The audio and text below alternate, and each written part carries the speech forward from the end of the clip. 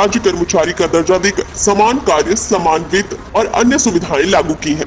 इनका कहना है कि उत्तर प्रदेश के शिक्षा मित्रों को भी अन्य राज्यों की तरह ही सुविधा मुहैया कराई जाए और इन्हें भी राज्य कर्मचारी का दर्जा देकर समान कार्य, समान वेतन और अन्य सरकारी सुविधाएं प्रदान की जाए। इसी कड़ी में सरकार द्वारा शिक्षा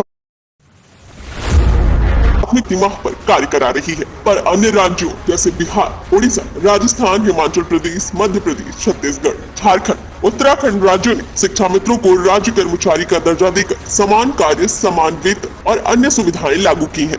इनका कहना है कि उत्तर प्रदेश के शिक्षा मित्रों को भी अन्य राज्यों की तरह ही सुविधा मुहैया कराई जाए और इन्हें भी राज्य कर्मचारी का दर्जा देकर समान कार्य, समान वेतन और अन्य सरकारी सुविधाएं प्रदान की जाए। इसी कड़ी में सरकार द्वारा शिक्षा मित्रों के लिए एक कमेटी का गठन भी किया गया है, जिसकी जानकारी शिव कुमार शुक्ला ने दी। उन्होंने बताया कि इस कमेटी की एक बैठक हो चुकी है और दूसरी बैठक होनी अभी बाकी है। और क्या कुछ कहा प्रदेश अध्यक्ष शिव कुमार शुक्ला ने, आइए आपको सुनाते हैं। शिव कुमार जी, मैं आपसे पूछना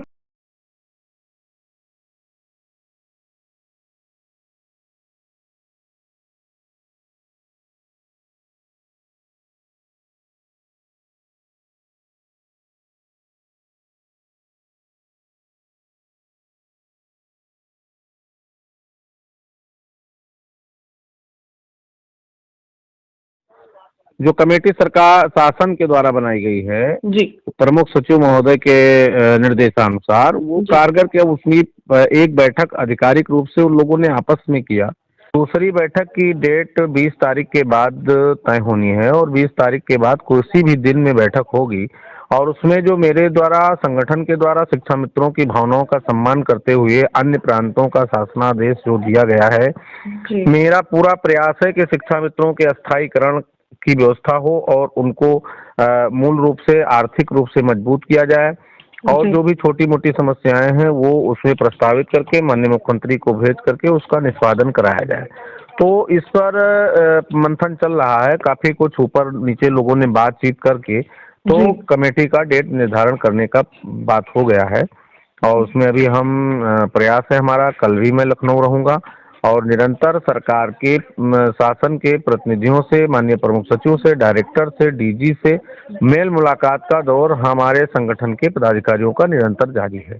साथ ही माननीय मंत्रीगण, विधायकगण, सरकार के प्रतिनिधियों से भी बातचीत चल रही है और उसी के क्रम में कल मैं लखनऊ रहूंगा और पूरा प्रयास है कि कल भी काफी लोगों से बातचीत करूंगा। तो सार्थक पहल की तरफ हम लोग बढ़ रहे हैं। अब आगे तो ये है कि प्रस्ताव जानने के बाद सरकार के पाले में गेंद होगी और सरकार से फिर बातचीत होगी और सरकार के निर्देशानुसार उस पर निर्णय आना चाहिए।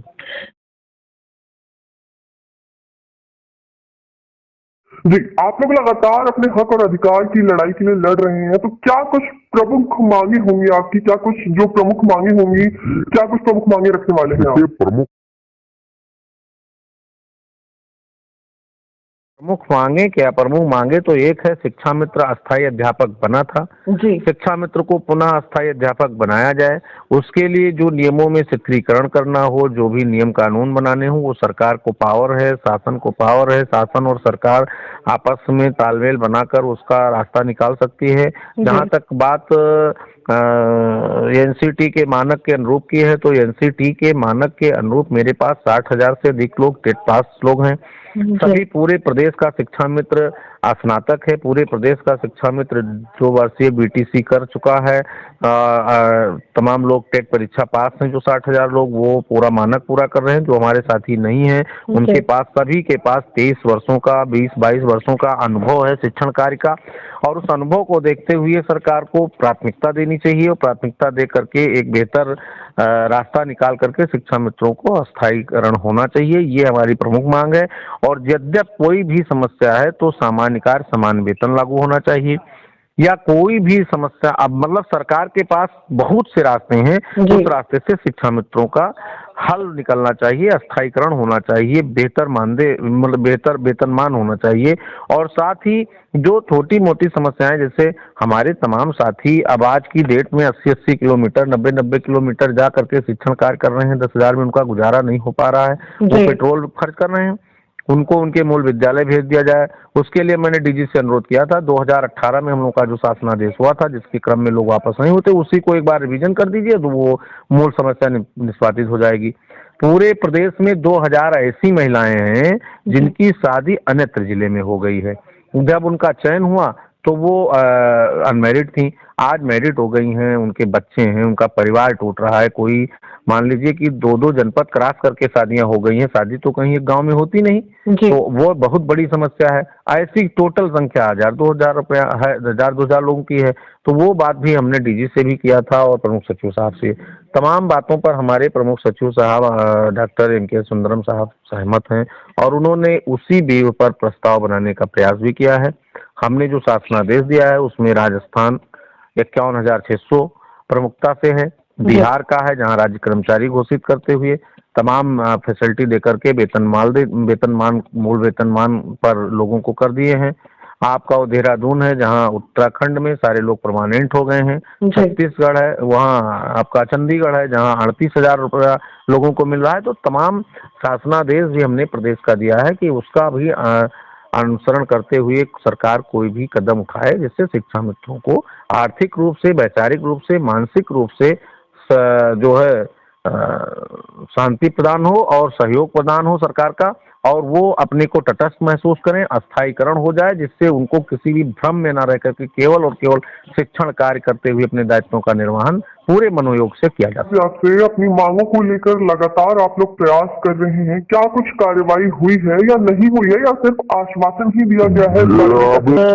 ये तो 7 वर्षों से सरकार हम लोगों को उलझाए हुए है, बिल्कुल स्पष्ट है। और बीच में तो बहुत कुछ लोग करीब थे, तमाम हमारे बीच में भी तमाम लोग काम कर रहे थे, संगठन, समिति, कमेटी बना करके, तो हम लोग भी थोड़ा शिथिल थे। फिर 12 जनवरी 2023 से इस लड़ाई को बहुत मतलब जो है एक तेजी से बढ़ाया गया कि संवाद से समाधान की तरफ चला जाए। तो उसमें काफी कुछ बातें हुई, जहां सरकार से काफी दूरियां थी, थोड़ा नजदीकियां हुई, थोड़ा बात बढ़ने लगी, थोड़ा बात होने लगा, सरकार के प्रतिनिधि हमारे बीच में आने लगे। 20 फरवरी को केंद्रीय मंत्री, राज्य मंत्री कई लोग आए, और उसके पहले भी 12 जनवरी को माननीय विधायक गण लोग आए, प्रतिनिधियों का आना जाना सरकार का शुरू हुआ, हमारा संवाद स्थापित हुआ। और वो संवाद फिर 18 अक्टूबर के धरने से एक आगाज हुआ, जहां पूरे प्रदेश का शिक्षा में जागरूक होकर के पहुंचा और अपनी आवाज बुलंद किया। उसकी ताकत से बातचीत हुई, कमेटी बनी, कमेटी की बात अब चल रही है और मुझे विश्वास है कि कमेटी आगे बढ़ाएगी। और बहुत बड़ा प्रश्न है कि इस पूरे मिशन में 8,000 से अधिक शिक्षा मित्रों की मौत हुई है, उनका परिवार कैसे पल रहा है, सरकार को इस पर विचार करना चाहिए। हम तो अनवरत बात करते आए हैं और आज भी कर रहे हैं कि मृतक शिक्षा मित्रों के परिजनों को भी सरकार संज्ञान ले और उन पर भी कार्रवाई करे। तो यही सब हम सबकी मांगे हैं और मूल रूप से अस्थायीकरण हो जाने से सारे लोगों की समस्या का समाधान हो जाएगा। तो कमेटी की एक बैठक हुई है और मैं उम्मीद करता हूं कि अगली बैठक होगी, उसके बाद प्रस्ताव सरकार को चला जाएगा और उससे हम लोग प्रयास करेंगे तो शीघ्र कुछ ना कुछ अच्छा निर्णय आना चाहिए। जी, जैसा कि 2024 इलेक्शन भी नजदीक है, तो क्या लगता है कि इसको मद्देनजर रखते हुए सरकार आप लोगों की समस्याओं पे कोई निर्णय ले पाएगी या फिर कोई समाधान निकालेगी? और अगर नहीं निकालती है तो क्या लगता है कि इस पे क्या रणनीति बनाई है आप लोगों ने, क्या रणनीति होगी आगे? संघर्ष मेरा अपना व्यू है, हमारा पक्ष संघर्ष कर सकता है, संवाद कर सकता है, अनुरोध कर सकता है, अपनी बात कह सकता है, अपनी प्रतिनिधि मंडल के माध्यम से, समूह के माध्यम से, संगठन के माध्यम से और धरना प्रदर्शन या एकत्रित होकर के सभा और सम्मेलन के अधिवेशन के माध्यम से, वो सारी प्रक्रिया मैं कर रहा हूं। और मुझे विश्वास है कि 2024 में इतने बड़े समूह को माननीय मुख्यमंत्री जी को, माननीय प्रधानमंत्री जी को, माननीय गृह मंत्री जी को इग्नोर नहीं करना चाहिए, क्योंकि ये छोटी संख्या नहीं है। 1.5 लाख लोग हम लोग हैं और 1.5 लाख लोग की एक बहुत बड़ी संख्या है। और ऐसे भी प्रदेश में तमाम संविदा कर्मचारी काम कर रहे हैं जो सरकार की तरफ बड़ी आशा भरी निगाहों से देख रहे हैं। हमारे तमाम कर्मचारी देख रहे हैं, जो तमाम समस्याएं आपके संज्ञान में भी जा रहा होगा।